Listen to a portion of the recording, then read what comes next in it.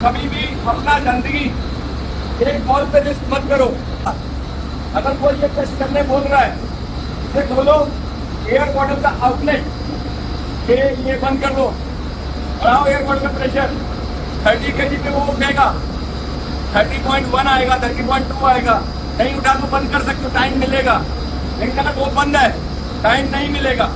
With in second exponential rise होगा pressure का। ये जो वॉल्व है ये 33 kg पे है। ये ड्राई डॉक में अलग से टेस्ट होता है, निकल के जाता है, टेस्ट होता है, आता है। प्रेशर वेसल अलग टेस्ट होते हैं। मेकिंग के टाइम जब बनता है तो इसकी स्टील टेस्ट होती है, क्लास सर्टिफाइड होती है।